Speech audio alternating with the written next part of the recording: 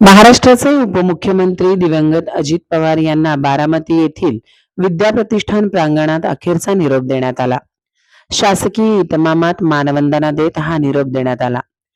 यावेळी देशाचे गृहमंत्री अमित शहा, नितीन गडकरी, मुख्यमंत्री देवेंद्र फडणवीस, काँग्रेसचे ज्येष्ठ नेते सुशीलकुमार शिंदे, खासदार प्रणिती शिंदे, पालकमंत्री जयकुमार गोरे, उद्धव ठाकरे, राज ठाकरे, नीलम गोऱ्हे, पंकजा मुंडे, हसन मुश्रीफ, छगन भुजबळ, केंद्रीय मंत्री मुरलीधर मोहोळ, उपमुख्यमंत्री एकनाथ शिंदे, खासदार डॉक्टर श्रीकांत शिंदे, रितेश देशमुख यांच्यासह राज्यातील व देशातील अनेक मान्यवरांनी पुष्पचक्र अर्पण करत अखेरचा निरोप दिला.